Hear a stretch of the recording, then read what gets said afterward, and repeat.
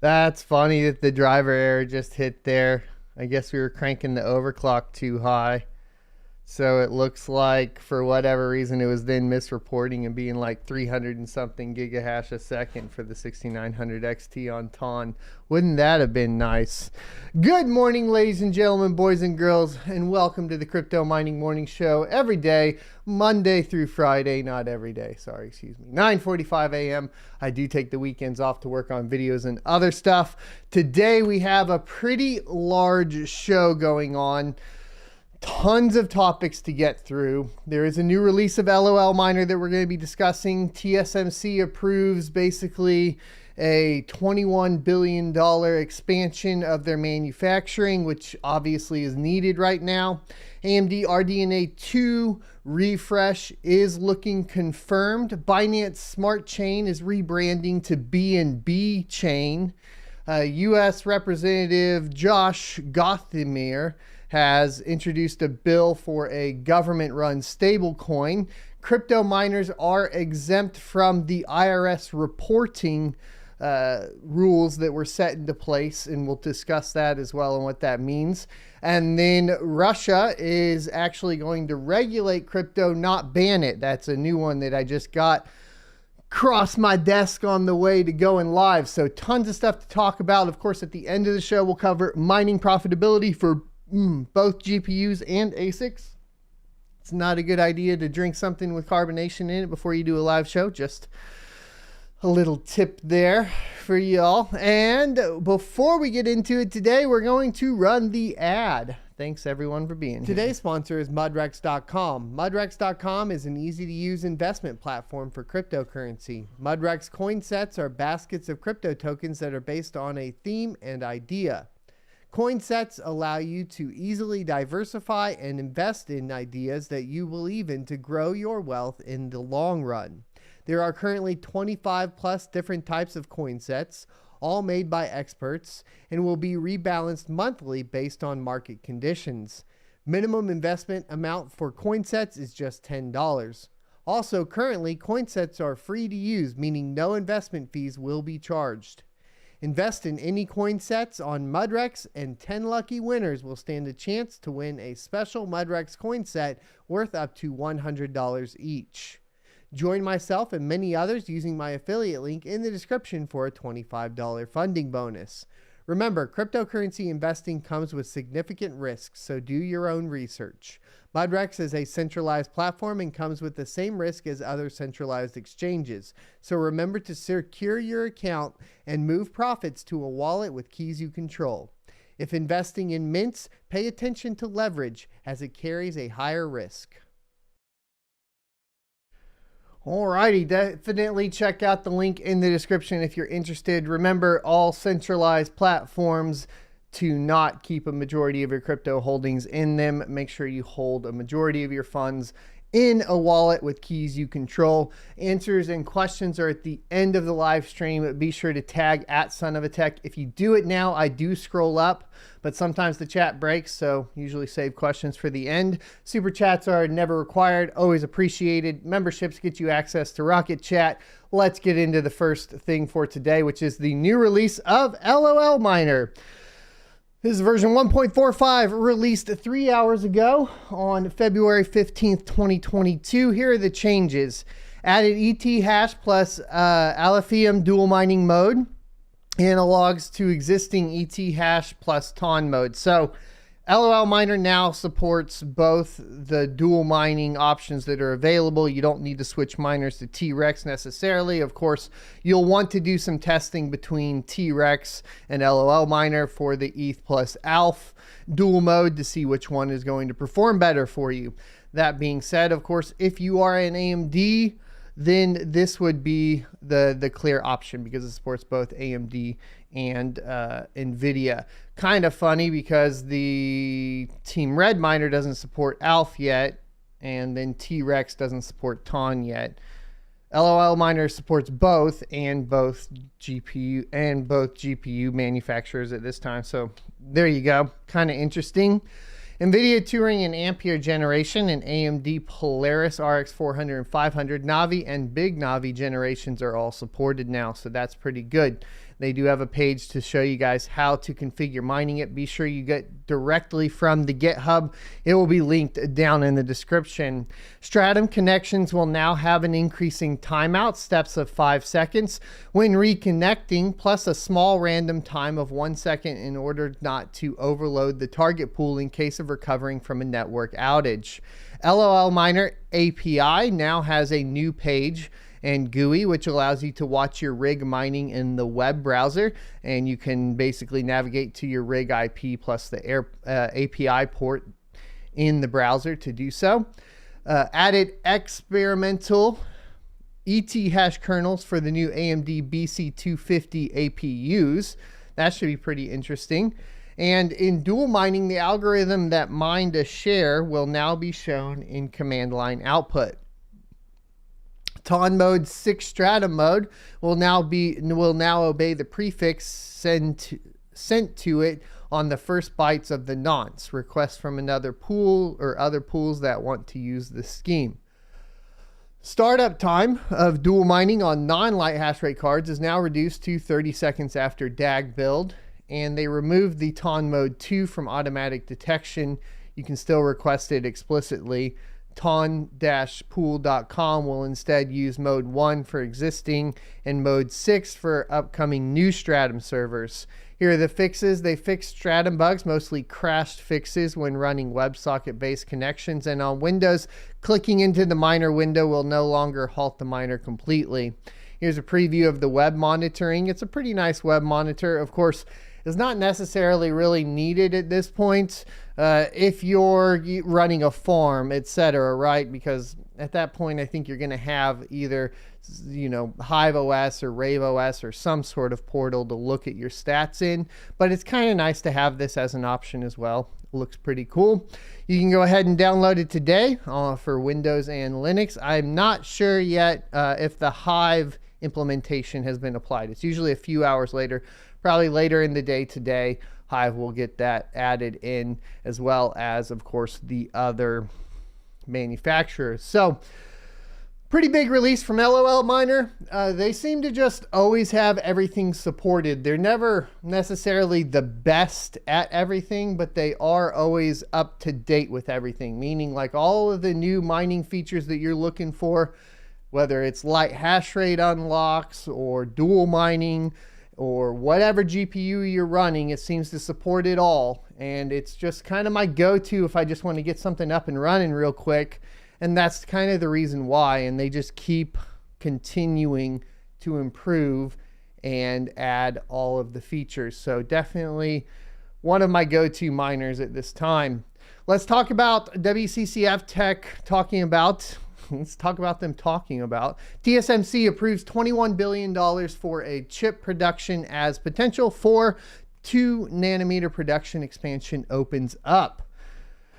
Now, you guys might be aware, of course, that a big portion of this that is needed is the fact that TSMC does manufacture or is the largest manufacturer for chips, and we have a chip shortage. So more expansion is always welcome. The Taiwan Semiconductor Manufacturing Company has approved more capital expenditures in order to expand its chip fabrication capacity.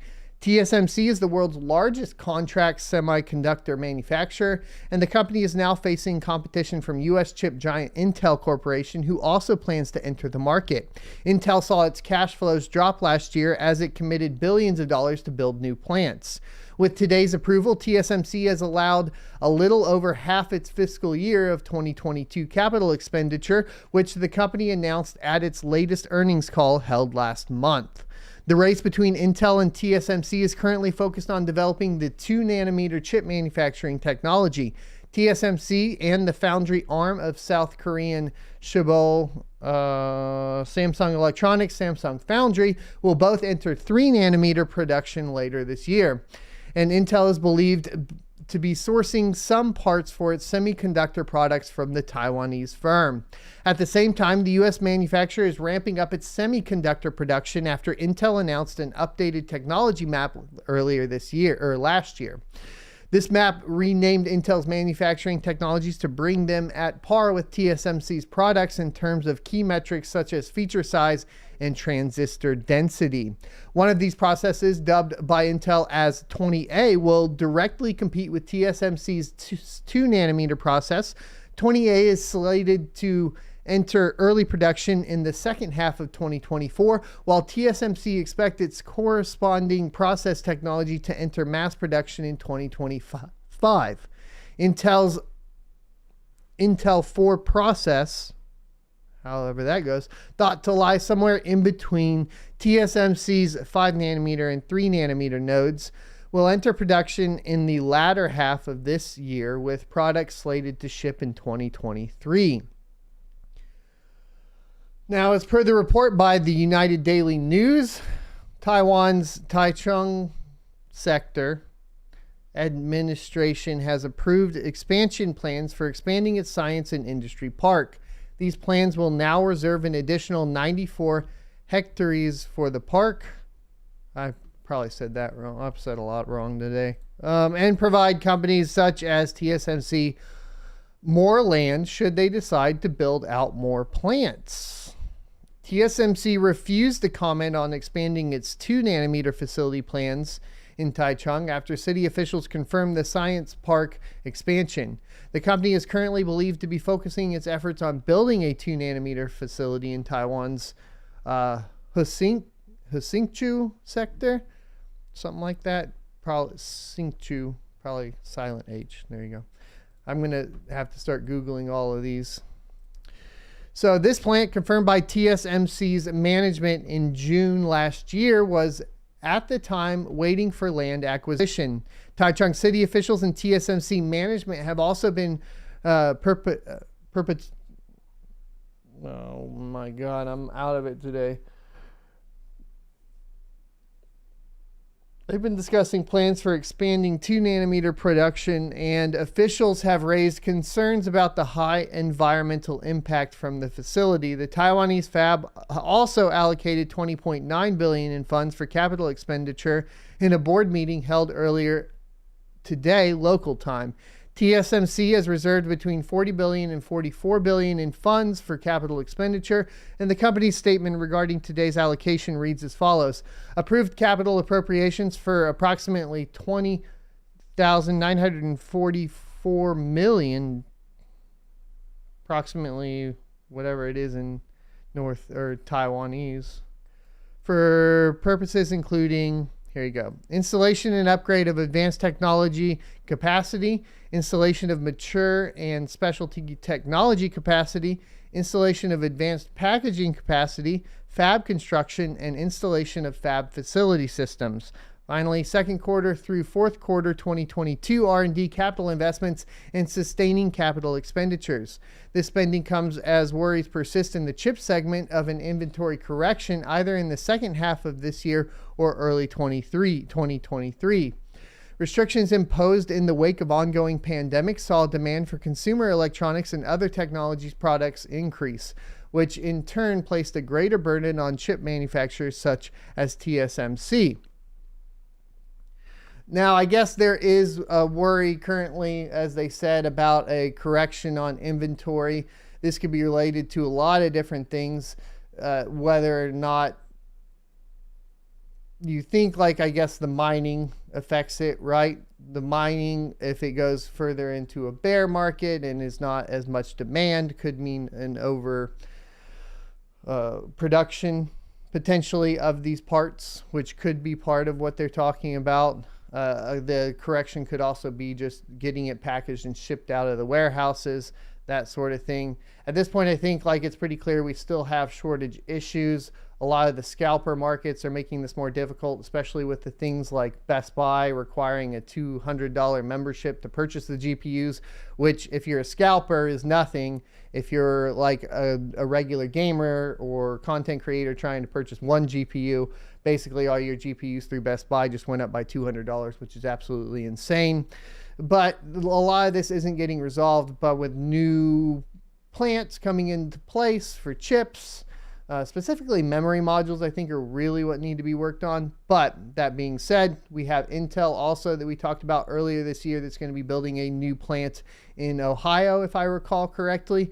And then, of course, this new one from TSMC means that we should have production up and running and start seeing alleviation for chip shortages as early as 2023, it sounds like. And then probably for sure by 2025. That sort of thing. Let's go ahead and get into AMD and their new 6050 XT series. And so what we have here coming from WCCF Tech again, AMD RDNA 2 refresh Radeon RX 6950 XT on track. The 6750 XT and 6650 XT rumored for a Q2 launch. So here we go. In the latest information posted by Moore's Law is Dead over at Twitter, the leaker states that AMD will be introducing 3 branded new graphics cards as part of its RDNA 2 refresh lineup. The new cards include the previously leaked 6950X and 6750X, and also mentioned the 6650 XT. So he does say Moore's Law is dead on Twitter. I can now confirm that AMD does not plan to release a 6850 XT. Also, 6950 XT is on track, and the 6750 XT and 6650 XT are currently planned for Q2. I briefly talk about it on his Bitcoin Silicon Talk tomorrow. You guys can check that one out. Go follow him on Twitter. It is reported that AMD's Radeon RX 6950 XT graphics card is on track for launch, while the RX 6750 XT and 6650 XT will be introduced in Q2 of 2022.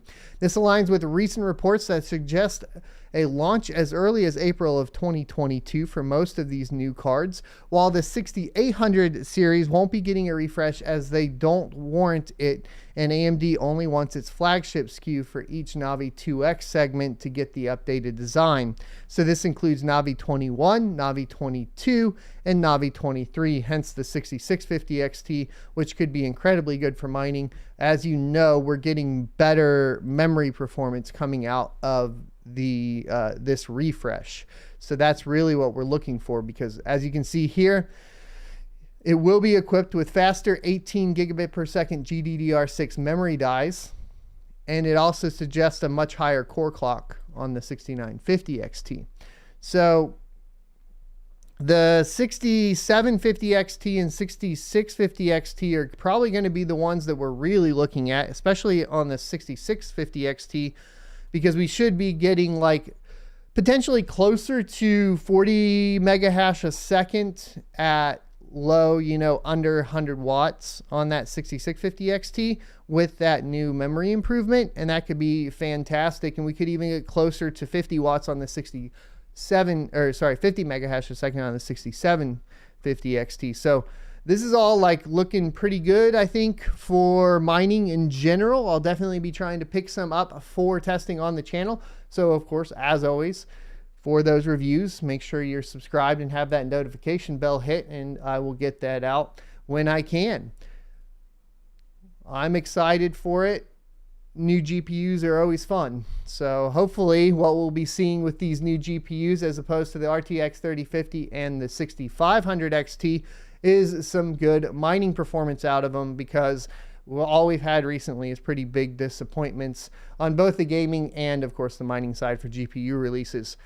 Next, we have Binance Smart Chain rebranding to BNB Chain. This is kind of interesting. The reason I bring this up is mainly so everybody's aware of the terminology changes. It's one of those things where, like, okay, now we got to stop calling it the Binance Smart Chain. We got to start calling it the BNB Smart Chain. If you see it in documentation or wherever it's written in articles, or if I'm talking about it, it's important to understand what that is, or the difference between that.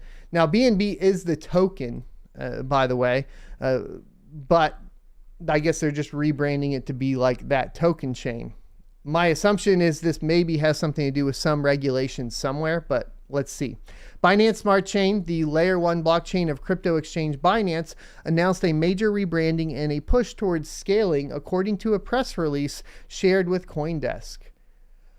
BSC is rebranding to BNB Chain, which stands for Build and Build, in an effort to draw a connection to Binance's BNB token, the governance token for the protocol, the press release said. Okay, so it's a rebranding just to basically make it a little bit more clear that it's the chain for that token.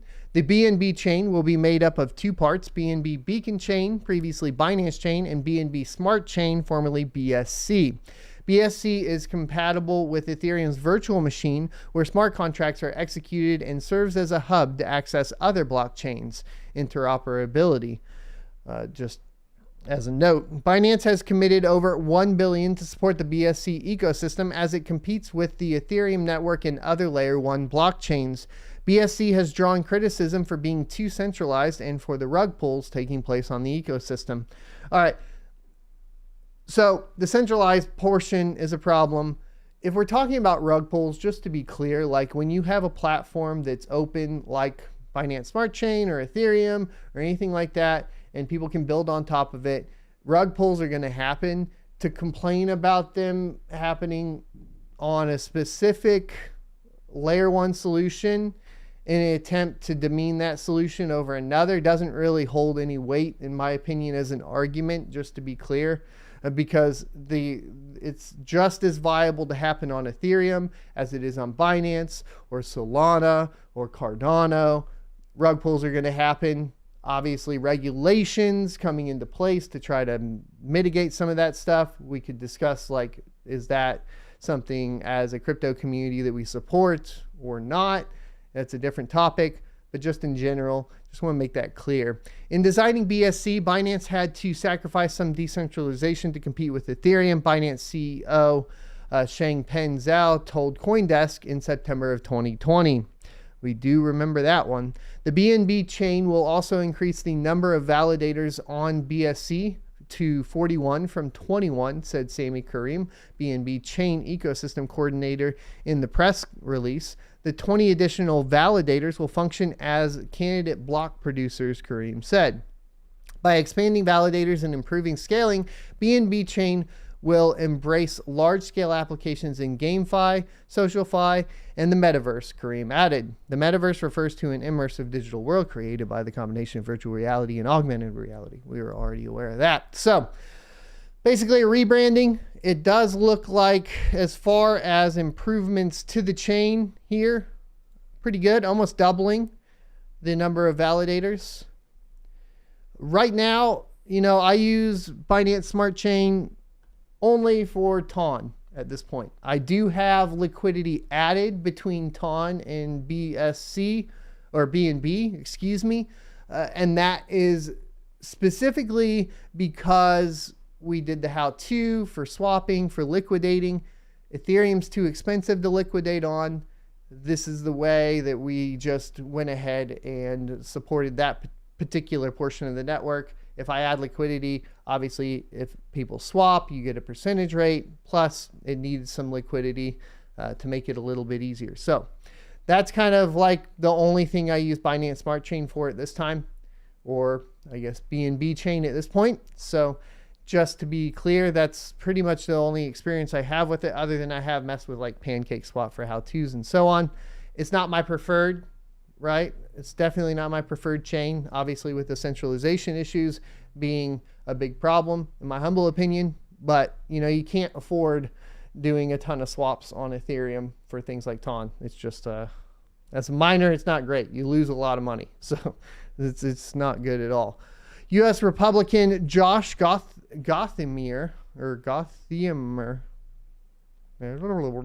introduces bill for government-backed stablecoin insurance.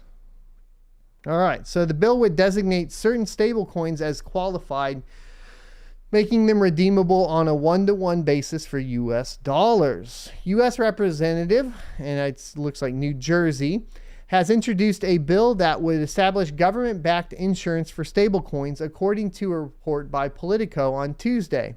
The bill would designate certain stablecoins as qualified, making them redeemable on a one-to-one basis for U.S. dollars. Both bank and non-bank financial institutions would issue them, subject to their meeting certain conditions on reserve requirements and being regulated by the Office of the Comptroller of the Currency, OCC. As a member of the House Financial Services Committee, the senator last week began circulating a draft discussion bill for enacting regulation of stablecoins. The senator expects a House Financial Services Committee markup on stablecoin legislation and broader crypto policy in the next few months, according to the report. The Senate Banking Committee is set to meet today for its own hearing on stablecoins. The senator did not immediately respond to CoinsDesk's request for comment. You could really take this as a couple different ways. One, it could be good.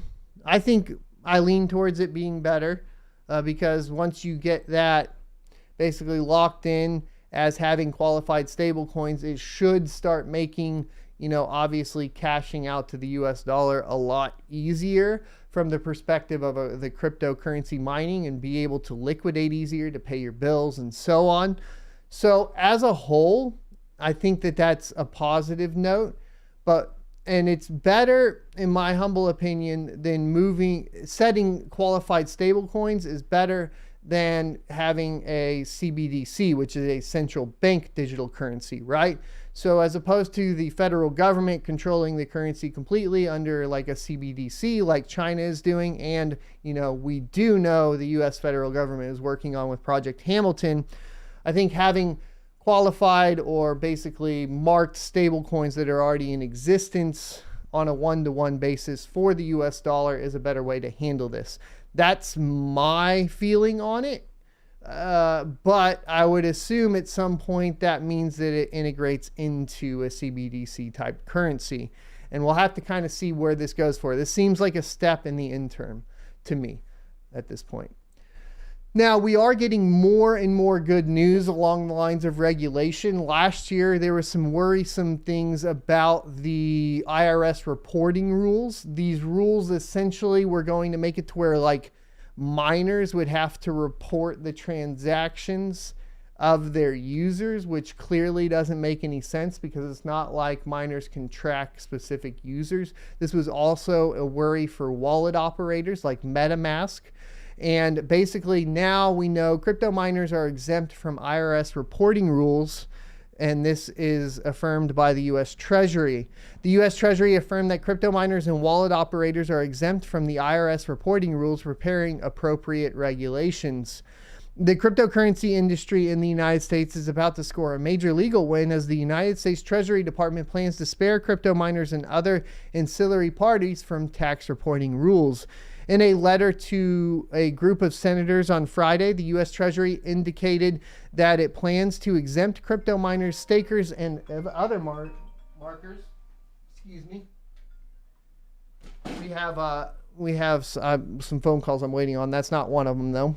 So in a letter to a group of senators on Friday, the U.S. Treasury indicated its plans to exempt crypto miners, stakers, and other market participants from rules that would require crypto brokers to share data on their clients' transactions with the Internal Revenue Service, the IRS. And that was going to be basically nearly impossible for miners to do, and wallet creators, right? Well, decentralized ones like MetaMask. Quote, appreciate the Treasury Department affirming that crypto miners, stakers, and those who sell hardware and software for wallets are not subject to tax reporting obligations, end quote, Senator Rob Portman said, announcing the news on Twitter. In the letter, Treasury Assistant Secretary for Legislative Affairs Jonathan Davidson said that the department's position is that, quote, ancillary parties who cannot get access to information that is useful to the IRS are not intended to be captured by the reporting requirements for brokers, end quote. Davidson also emphasized crypto validators are, quote, not likely to know whether a transaction is part of a sale, end quote, obviously. While entities involved in offering services related to hardware or software crypto wallets are, quote, not carrying out broker activities, end quote. The Treasury will also consider, quote, the extent to which other parties in digital assets market, such as centralized exchanges, and those often described as decentralized exchanges and peer-to-peer exchanges should be treated as brokers, end quote, the letter notes. Now, I think, obviously, for us, we don't want to see this being treated as this. So we don't want to see decentralized exchanges or peer-to-peer exchanges being treated as brokers. Centralized exchanges, that's expected. And to a certain extent, like, I think that, like, if you're going to cash out to, you know, US dollar from cryptocurrency, that it makes sense that you would at that point track it and have to adhere to those rules. Whereas if it's decentralized, I don't think that you should track it or have those rules.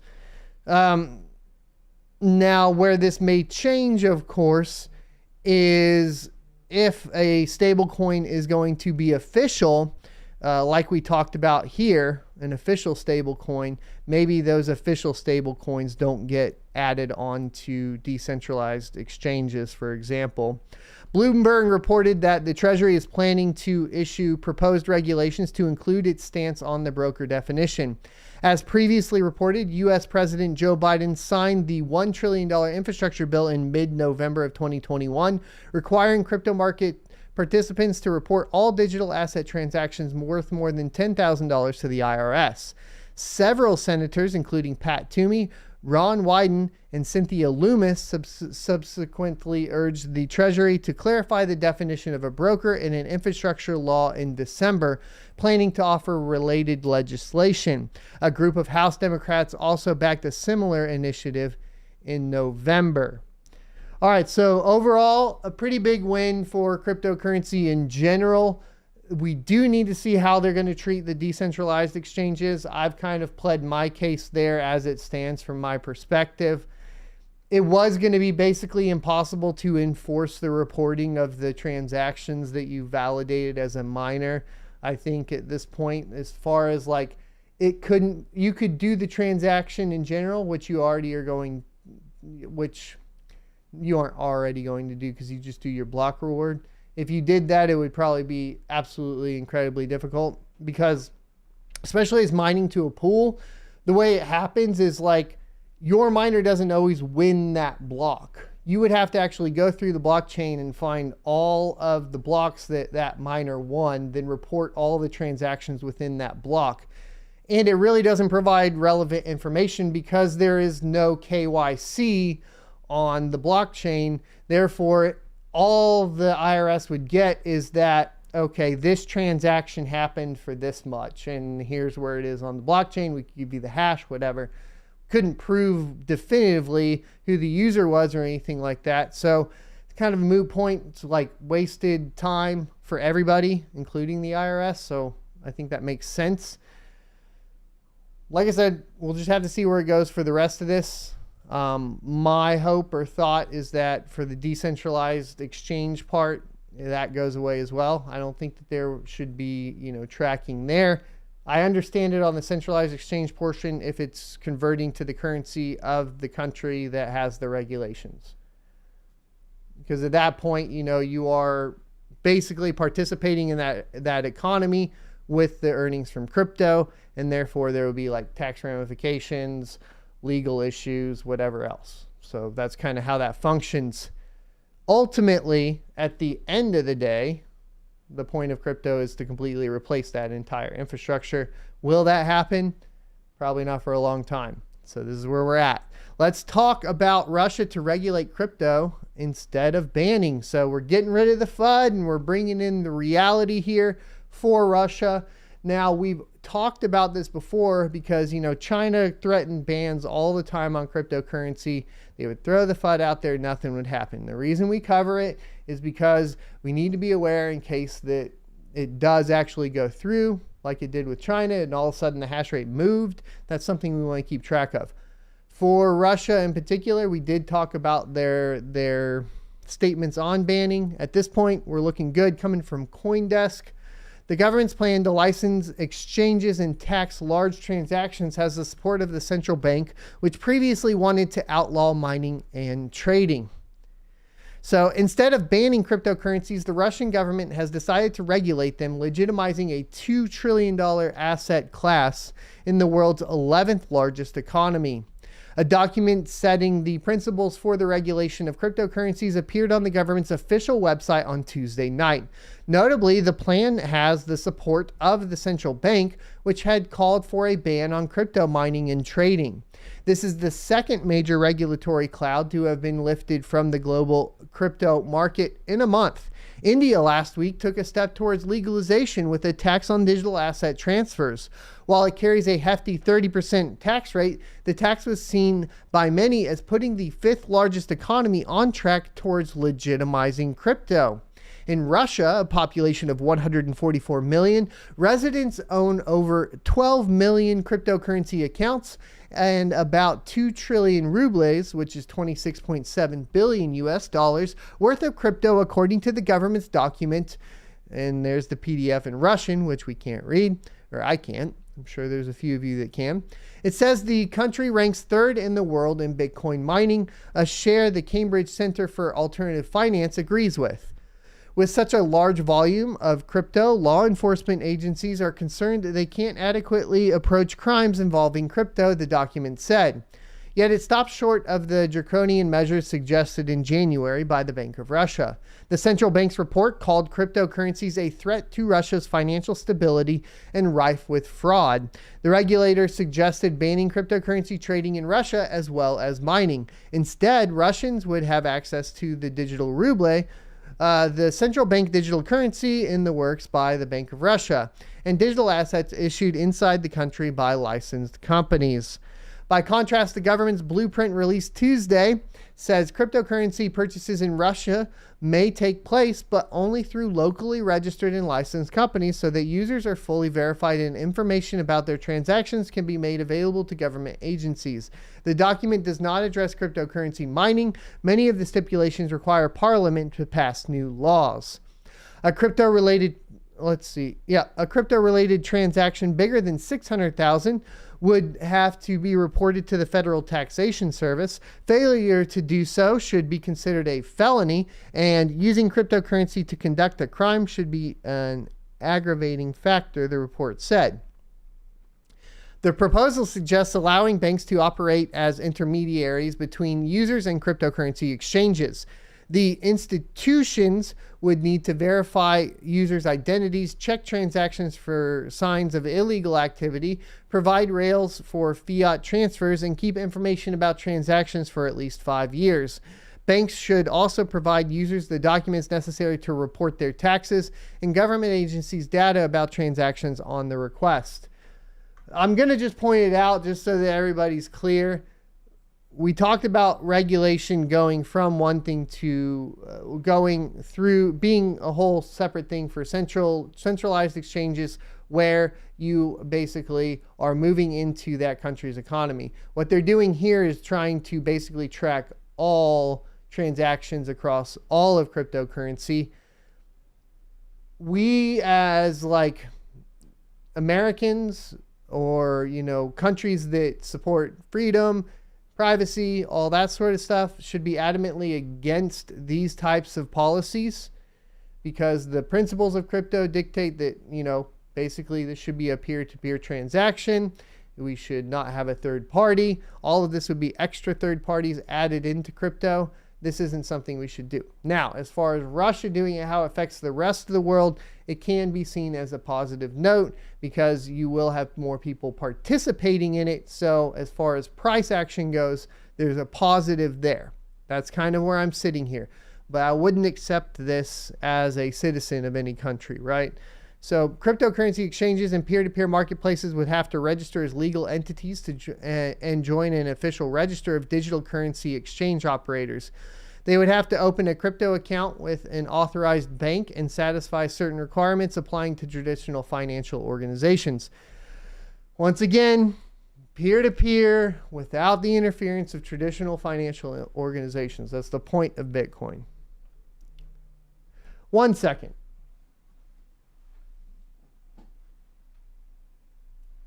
Matthew? Okay, they hang up on me. They keep dialing over and over again. I have Time Warner coming out to the farm today, or Spectrum or something. Anyways, the internet company's coming out, and I don't know if it was them. So I'm going to answer this next one if they call, just to make sure I'm not missing anything that we need. Let's get back into it. Banks working with crypto exchanges would be required to use the transparent blockchain transaction tracking tool developed by Rosfin Monitoring, not products from foreign companies like Chain Analysis, Elliptic, or Crystal Blockchain. According to the document, transparent blockchain can help identify owners of cryptocurrency wallets using open source data, as well as information from the darknet, detect patterns of illegal usage of crypto, and serve as a register for addresses related to crimes and terrorism financing. Always under the guise of protecting the individual is the stripping of the rights of the individual. According to the announcement, the proposal was agreed on by the Bank of Russia, Ministry of Finance, Ministry of Economic Development, Federal Taxation Agency, Anti-Money Laundering Watchdog Rosfin Monitoring, and the key law enforcement bodies, Ministry of the Interior, Federal Security Service, and the Prosecutor General's Office. Earlier, the Bank of Russia had been a dissenting voice.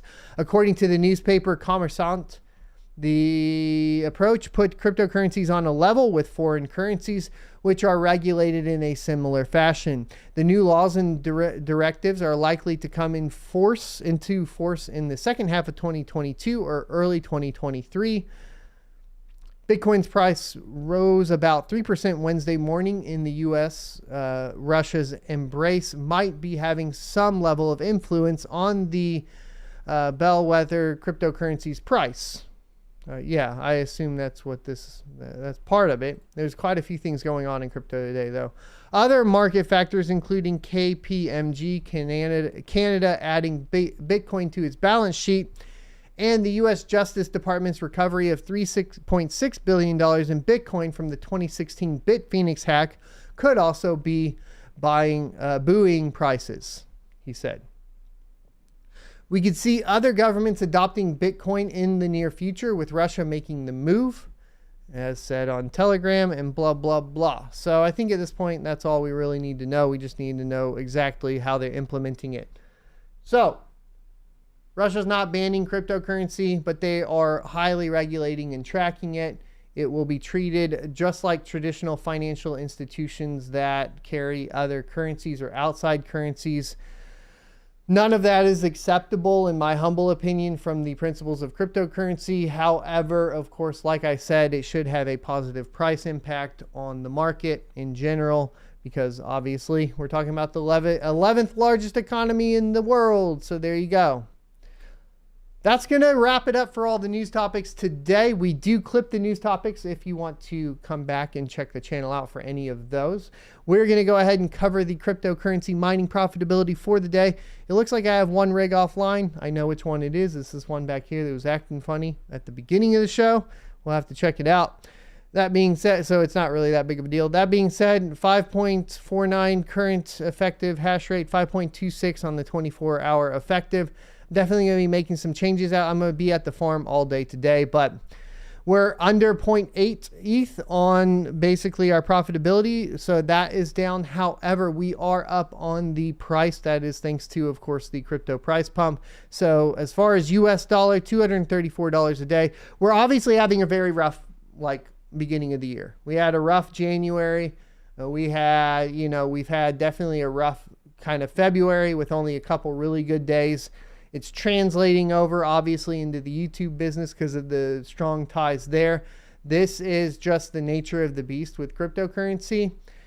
And we talked about kind of the expanding or dying and needing to essentially build up big enough to prevent the bear market. I feel like I'm falling a little bit behind. That being said, we did pick up our first Bitcoin miner. So look for a review on that. I should have everything in today to get it online, and then I'll get a review for you guys. That's coming from BT Miners, who are a sponsor on the channel, and we'll talk about the full transparency there. Once again, I worked out a deal with them to trade some ad space to help me purchase this, and then hopefully I'll be able to purchase 4 more. I think, so I can do 3 more at the current power rating, at the current power that I have, and then we'll expand from there. Anyways, that's kind of where we're at. Let's take a look at TON. I'm still struggling with TON. Now, it was advised to me to individually name all of the rigs, which I went ahead and did. And there's still quite a few rigs not showing up on here. And then when I did that, we dropped from 115 to 22. So we're only reporting 22 on the pool. So I'm not getting, even though the miners are reporting they're connected, I'm not getting connected up. So I got to go do some more research and figure out what's going on here, because it's not functioning properly. Thanks everybody in the chat that was offering suggestions. I have tried those. I've only made everything worse. If I look in Hive OS, I'm still at the 100 gigahash a second. If I look here, we've been at 24 since I basically renamed them, and they're not showing up down here. Even though in Hive they show connected. So that's kind of where I'm at as far as this goes. Let's take a look at what to mine. On the RTX 3090, we have 425 a day on Ethereum. Let's go ahead and fix the Zell hash up here. Boom. Yep, Flux does come in second at $2.83 a day. Ethereum Classic kind of holding strong at that 227 a day. Cortex, Conflux, and Ergo kind of all back to back here. Conflux, the only one really dropping below $2 a day. Well, along with our usual suspect of Ravencoin. If we take a look at the 2080, does Flux come out on top like it has traditionally? And interestingly, through NiceHash, yes. Through Direct, no. And that's kind of cool. I wonder what's going on there. It looks like maybe somebody's trying to hit some solo blocks on Flux through NiceHash possibly. And then Ethereum's at $2 a day on the 2080 Ti after power.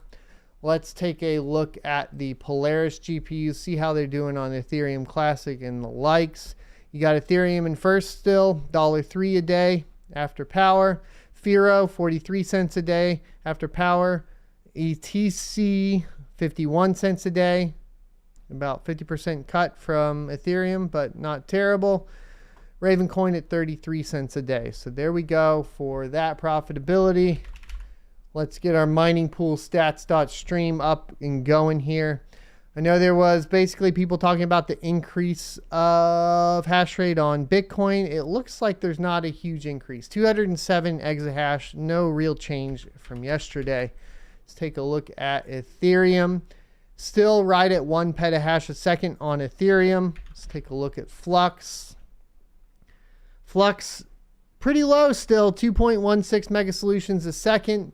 Obviously, we have whatever's going on NiceHash. Maybe some people trying to get some blocks. This was, for quite a while around 2.5 to 3 megasolutions a second. So it's dropped down. The difficulty hasn't corresponded fully yet at this time, though. Let's take a look at Ravencoin. Ravencoin, we have a decrease in, I believe, both hash rate as well as difficulty, down to 4 terahash a second from 4.5. And then over on difficulty, we've seen a drop to 62.76K. Let's take a look at Ergo.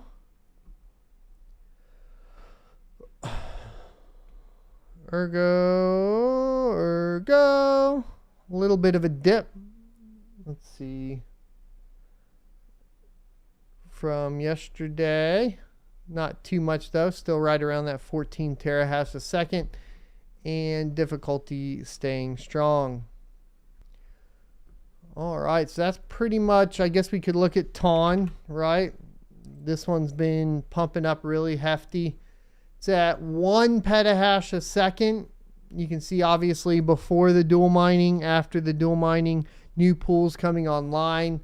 All of that sort of thing is happening here, and it's getting a little wild. So difficulty is not tracked on this site, but just purely from these clear like 354 terahash to, well, or what was it here? Oh, there's an API error. Dang it. So we can't track it. We can track it over here. But since there's an API error on TON whales, it's really hard to still track this. It probably went up quite a bit more. But 479 terahash to, 1 petahash in the matter of less than a week, just a few days. It's making the profitability pretty bad on TON compared to what it used to be. I know a lot of people are going back to ALF. The reason I'm not on ALF is because of the liquidation process personally.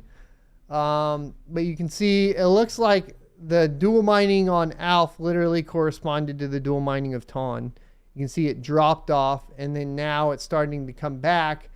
As the difficulty of TON's making it less profitable, some miners are coming back onto ALF for the dual mining, which is kind of expected. It's at 23 terahash a second right now. So it's kind of fun to see that kind of correlate. You can see this dip off, which was everybody moving to TON, then everybody kind of coming back here as the difficulty on TON happened. This is kind of indicative of what's going to happen when Ethereum goes to proof of stake, by the way. So if you want to see what things are going to look like, it's going to be very similar to this. Huge spikes in hash rate.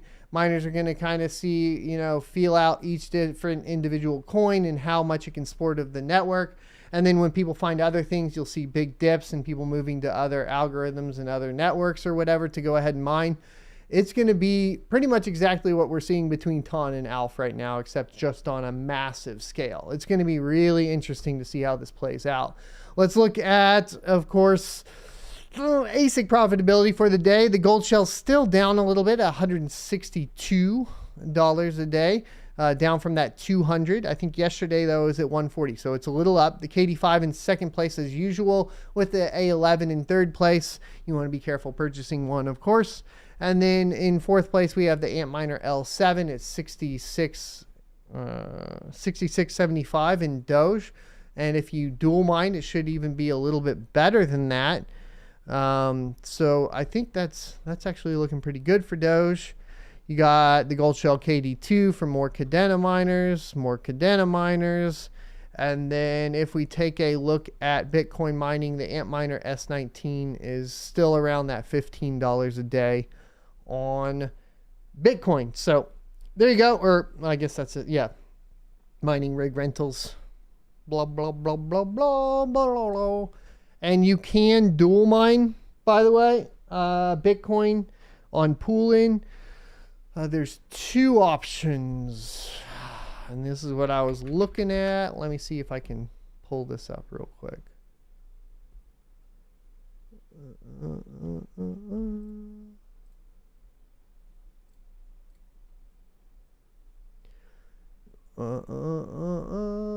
No personal info on that. All right, there we go. So as you guys can see here, you have Vcash and NMC for the merged mining settings.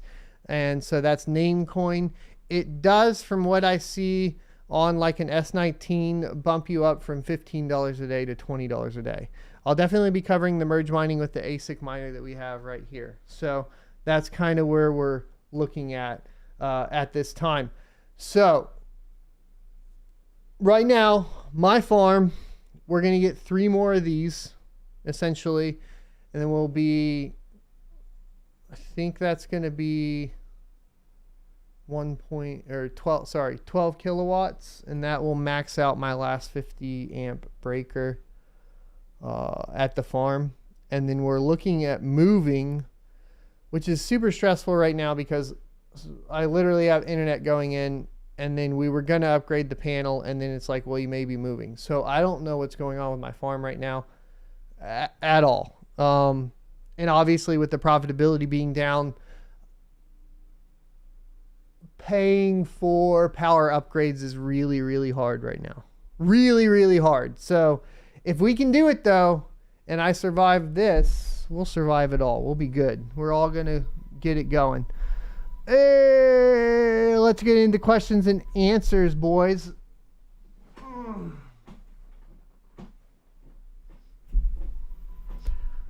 Oh,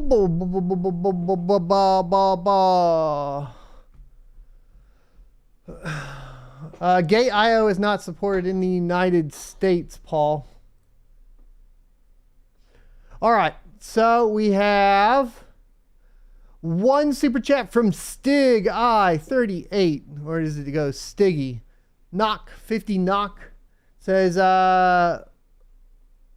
well, so I can't read that on here. Thanks though for the 50 knock. Andreas11G says, ask Son of a Tech, come to Ice Mining Pool Discord and we'll help you out. All right, I will try. I also have to be at the farm all day today, so I won't be able to get really much going on today because I'm be like actually doing the physical stuff at the farm. But we'll try to get it all sorted, and I'll definitely hop in when I get a chance. Welco says, ask Son of a Tech, talk about the XMR hash rate issue and if there's anything to do about it. What is it? Everybody's just complaining about XMR being on, what is it, 50% of the hash rate? It's only 40%. So what, 40% of it on mine XMR? What do you want me to tell you? People need to move their rigs to other pools? I mean, like, I'm surprised Support XMR isn't carrying more of it with its low fees and finds good blocks, but there's not really anything to talk about. It's like the same hash rate distribution issues we've dealt with on every coin ever. It's like you can't control where people are going to mine. Like that's like nearly impossible to control people in that way, unfortunately.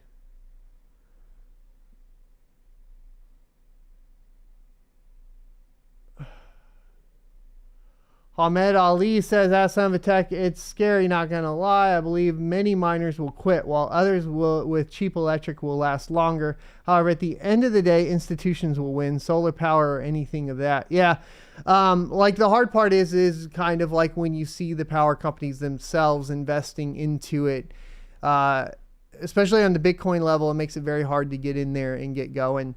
And it's going to be interesting to see who can survive, especially at the smaller level. I think there's guys that are ahead enough, maybe like a bits like Carter ahead enough. I feel like I'm kind of on that crest of basically completely tanking and not being survivable or being fine. Like I don't really know where I'm at, but I also like taking risks. So we're just going to keep going, keep our head down, maintain the discipline, continue to expand, and try to see if we can do it. That's what we're going to do. But we are getting to the point to where that home miner thing is not as enticing. It's a lot scarier. It may not even be viable, you know, within the next, I'd say 3 to 5 years.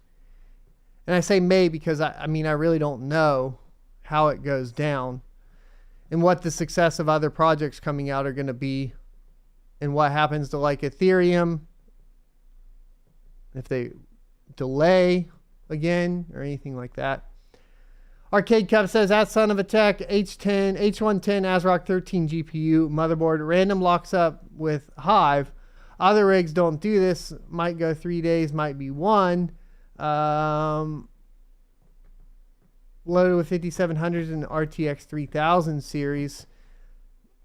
So that's a hard one because it could be anything from memory to, I mean, there could be a lot of problems. So you're gonna have to check it out. It could simply be that like the board's not secured down on all of the standoffs, or there's an additional standoff that's not at a part where the screw is. That happens a lot. It could be a bad riser. It could be bad memory. It could be bad CPU. It could literally just be an overheating CPU and you haven't replaced the thermal paste in 2 years and it's all dried up and nasty. Who knows? Lots of different things. You just got to go through the troubleshooting process. Paul says, at Son of a Tech, it works fine in the US as long as you're not in Washington, New York. No, it's not. You're not allowed. I don't know. From what I looked at, I wasn't allowed to technically use it, so I can't do tutorials on that or anything. It is what it is. Scott Schultz says, at Son of a Tech, do you enjoy running the farm or producing content more? I think I enjoy running the farm more. So I like doing content, but I also find that there's like definitely mental issues that go on with producing content. And the internet's, it is what it is. I think that maybe I failed in a couple spots with like being too transparent. It just wasn't necessary. A lot of people are. It's weird. I'm getting used to it. I'll put it that. I'm getting used to it. But if I had like $1 billion farm, would I still do YouTube? I don't know. I think I would for a while, for sure, because I enjoy doing it. But sometimes I wonder, like with the kids getting older, how much I'd want to do it. I definitely like doing like all of this though, for sure. There's just some worries I have when you're in the public eye. Like I'm a crypto, like we're all crypto guys, right? So there is that to a certain extent, right? Pretty much like sometimes I wonder about selling out the anonymity. Kirby the Kirby says, "Ask Tech, ever consider a mining structure like a shipping container?" Yeah, I have, but they're pretty expensive. And the property and figuring that all out. I have considered it though. Like the thing is like, okay, let's think about like the cost of a shipping container versus the cost of like where I'm at for, I have one Bitcoin miner, ASIC miner, right? To fill out a shipping container and really make it worth it, like you're going to spend like nearly $1 million, right? So as opposed to like 10 grand, it's a big deal. Should you buy at Son of a Tech? What happened to small China miners we never came to know? Can you shed light on it? I thought most of it moved to Kazakhstan. Richard Todd says, "Ask Son of a Tech, can we make you a new electric panel on the house, build in receptacles?" Oh, you can't. Well, I don't mind out of the house.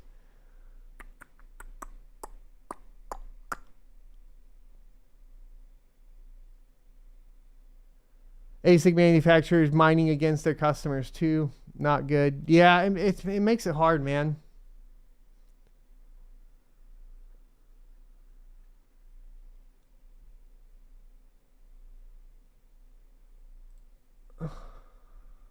It makes it definitely difficult. JP says GameStop dropped GPUs a few minutes ago, sold out instantly. Yeah, I don't think anything's slowing down on the chip market. It doesn't look like it at this point. I mean, even the CPUs and like buying memory, DDR5 you still can't get anywhere. Like I wanted to get like 32 more gigs of DDR5. I can't buy it. I could buy it for a stupid amount of money, but I can't buy it, like, so there's definitely like a chip shortage across the board still. My understanding from the automotive sector is that it's going to get worse by the end of this year. There'll be a lot of lots with like no cars on them for new cars, and so all the used car prices are going to go up still, and that's supposed to last through this year. So I know we have like we talked about earlier in the show, TSMC, we have Intel expanding manufacturing. That's not going to be done until 2023. The real production there, what it said, 2025. So like this whole shortage thing and depending on like other issues, like other supply chain issues, like delivery and so on, we could see this getting a lot worse before it gets better. Richard says you build electric panels. No, I got you. Okay. Right now we're going to be I don't know what we're going to go up to at this point. I'm waiting because essentially we're probably moving to a building with 3-phase power. And then I don't know. I thought my understanding there, the panel was already going to be installed.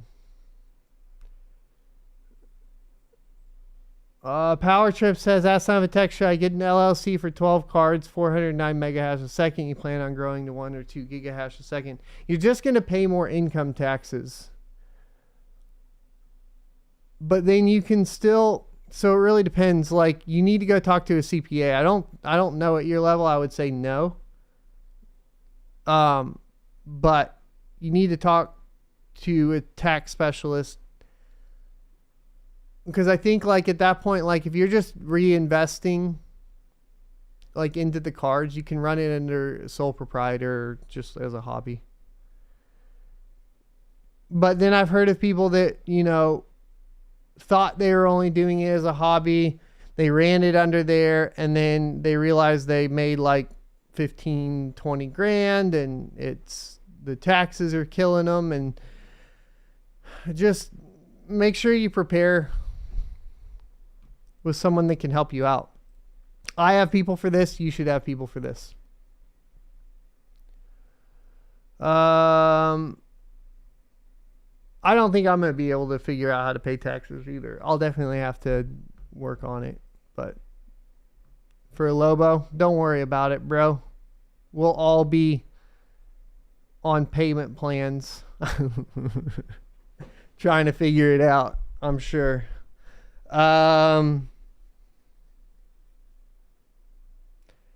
But we had a couple wins today, so that's good.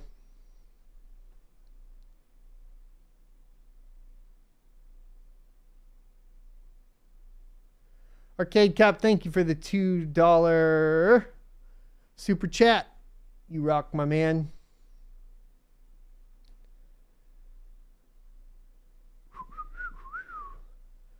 Keith says, ask Simon Tech regarding your LolMiner issue showing up on Ice Pool. Make sure you have TLS turned off for the secondary miner. You got yours to show up finally. Interesting. So I wonder why that would change though, because it was connected. Now it's not. Now it's not. Let's look. Let's look and see if you called it. Can I put this up? Yeah. All right.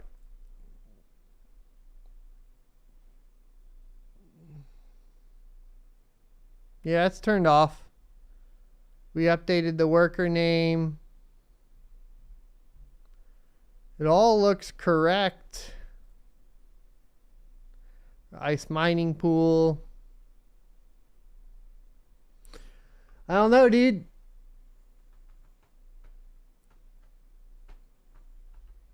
I don't know. Yeti Crab says, ask Simon Tech, I got my 3 T17 pluses over the weekend.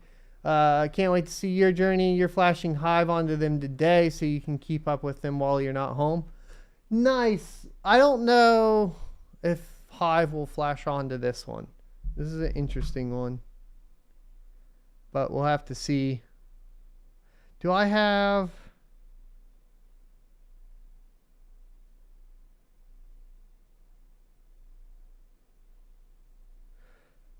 Well,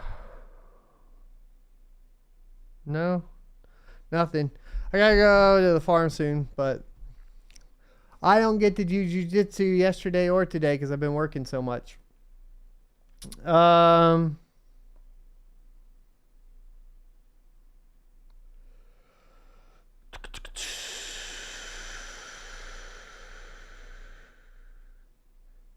Arcade Cup says, can't get Team Red Miner to work with Next.ton pool. I haven't tried. I have it on ice mining. Killyfish says, ask Simon Tech, are you solo mining anything at the moment? No, sir, I'm not. Lobo, welcome to the memberships. Thank you for the support of the channel. Larry, thanks for joining the channel. You rock, my man. Andrea says, try to restart the miners. I have. I can, but I'm going to be out there today anyway, so I'm probably going to be bouncing miners as it is and moving some stuff on shelves, etc. So that'll be getting done regardless at this point. So then I got to run and get some more Cat 5 and terminate some lines to the switches. And clean up all the trash. I need to clean up all the trash real bad. Make sure you guys hit that like button to support the channel. That would be super awesome of you. I'm going to call it for today and get rolling. Get out to the farm. There'll be more clips coming out today. You know, a dedicated video on this once we get a chance. I also have the antenna in for the HNT miner, but it was really windy, so I didn't do it. And then yesterday was Valentine's Day, so we were playing board games and doing different things. You know, so it is what it is. I will probably not get to anything reviewed today. Maybe tomorrow. I'm going to try to go to jiu-jitsu tonight, though. I just hate going at like 7 o'clock because then like gets you all amped up, and then it's like, okay, now go to bed, and you're like, oh, but I just got done rolling. I did get, somebody sent me another article here. Oh, we already saw that. All right, I think we're good. I'll see you next Tuesday.